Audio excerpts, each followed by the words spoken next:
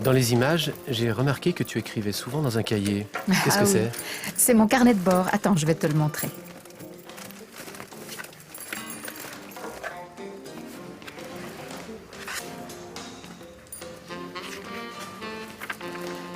Et dans quel but tu as pris ces notes? Le but, c'était premièrement une aide pour la rédaction de mon rapport de stage, comme un aide-mémoire si j'ai oublié quelque chose ou comment les choses fonctionnaient au Cameroun durant mon stage. Et puis deuxièmement, ça reste aussi un bon souvenir que je peux montrer autour de moi.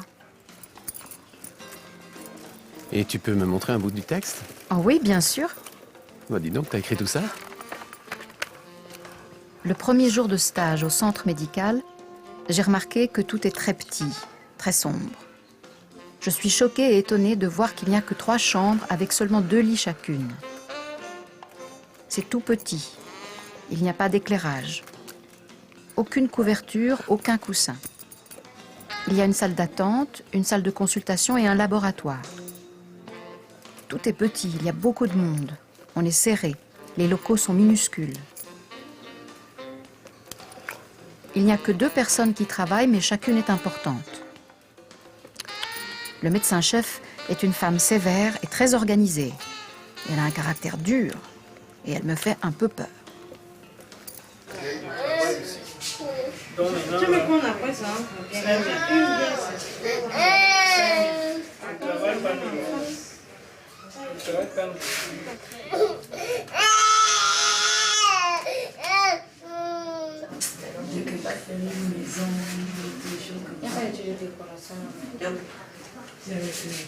Non, je ne m'adresse pas comme ça. Attends.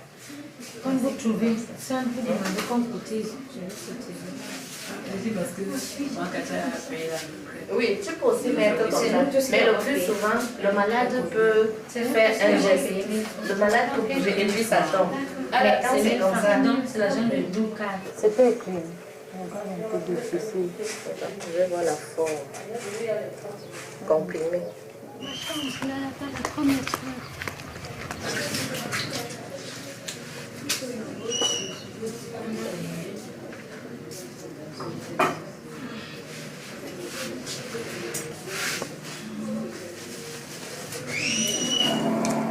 Il y a beaucoup de points.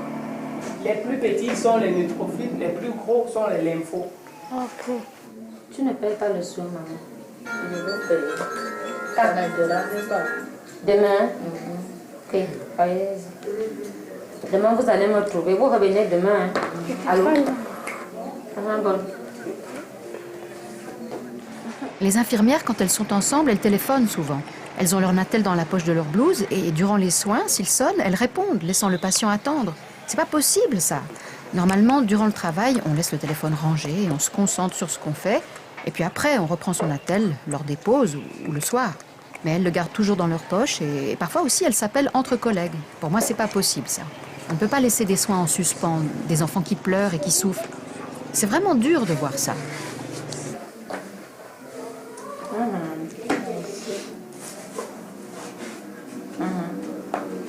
Je m'en ai fait faire un Congo ça, mais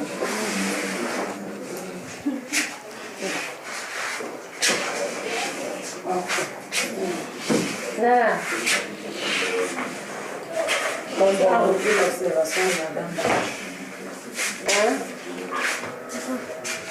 Qui l'autre, il s'appelle encore comment?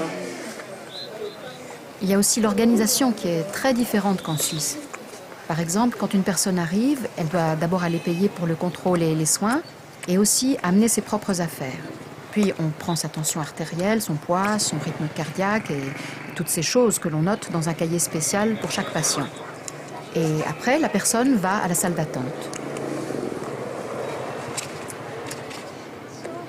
Ensuite, un médecin vient la chercher, discute avec elle et lui explique ce qu'elle a.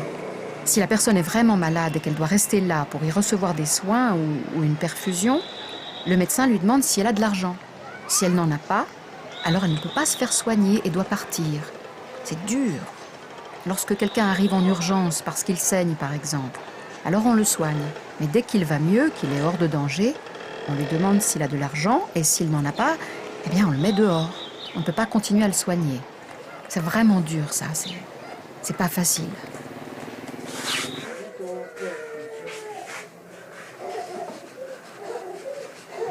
ke ba oublié parce que pisana pa ni ba mangu na mata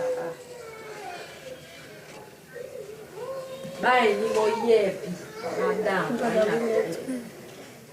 le petit bébé ça plus mon lit. Il a gagné combien?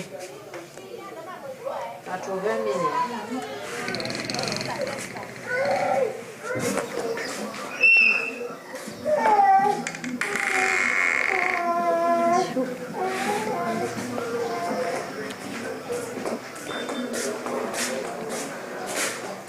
Il y a un curettage.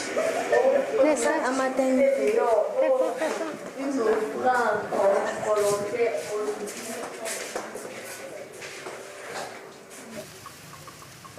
Récemment, j'ai vu une femme qui était déjà venue 2 ou 3 jours plus tôt pour accoucher. Mais son bébé était mort. Le bébé était mort-né et le personnel médical voulait lui enlever ce qui restait dans son ventre. Mais à ce moment-là, elle avait refusé. Après quelques jours dans son village, comme elle souffrait beaucoup, elle est revenue au centre médical et il a été décidé de lui faire un curetage, car il restait dans son ventre le placenta et le cordon ombilical. Toute cette matière était en train de pourrir et risquait d'entraîner sa mort. Il fallait donc tout enlever. Et pendant l'intervention, elle souffrait terriblement. Moi, je voulais l'aider, accompagner cette pauvre femme qui souffrait, alors que toutes les infirmières qui étaient là s'en fichaient qu'elle crie.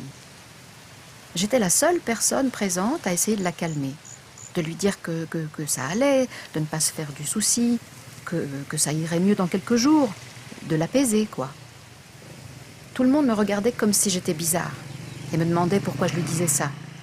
Moi, j'ai répondu que c'était normal d'apaiser la patiente, que c'était ainsi qu'on faisait en Suisse, que c'était notre rôle d'agir comme ça. J'étais où les poubelles, s'il te plaît? Il n'y a pas de poubelles, j'ai tout pris. Cherche là-bas, ça, je sais. Attends.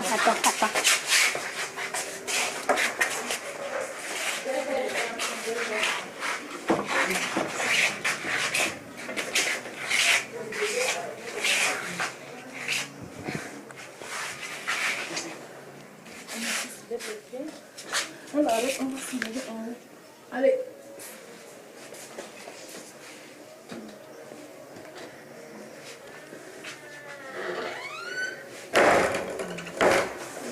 T'apprends beaucoup ici? Oui. Ouais. Tu travailles en... Bien bas, yo. Ouais, tu travailles et tu manges en même temps.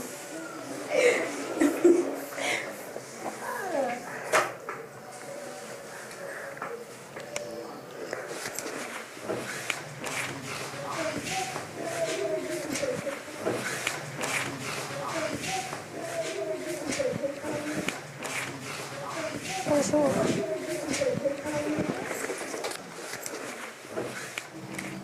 Lorsqu'une femme accouche, sur la table, il n'y a pas de drap.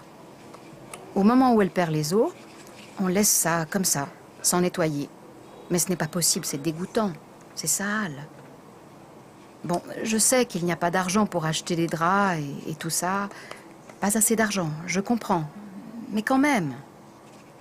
Mais bon, il y a une chance, c'est que tous les jeudis matins, on fait du travail pratique. C'est-à-dire qu'il n'y a pas de patients et on nettoie à fond tous les locaux et les vitres et que tout soit propre. C'est bien parce que ça apprend au personnel l'importance vitale de la propreté pour la santé de tous. Et ça, tous les jeudis. C'est déjà mieux que rien.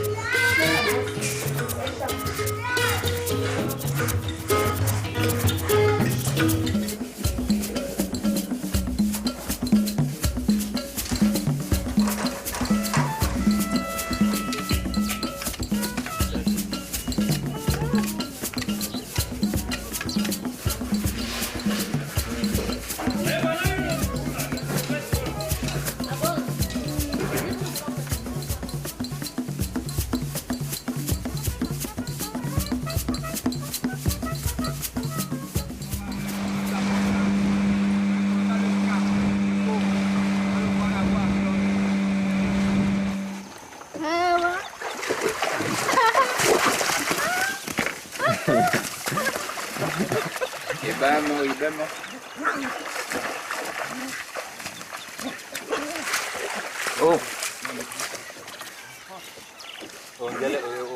Eh, Sam. Tiens doucement, c'est une fille.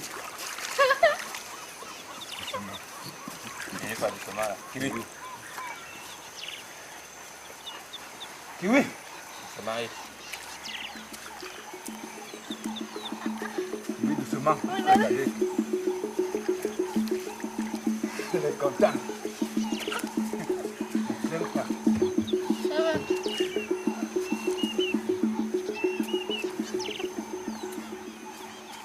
Les enfants qui ne dorment pas. Tu vas faire concentrer. Il pèse combien de kilos?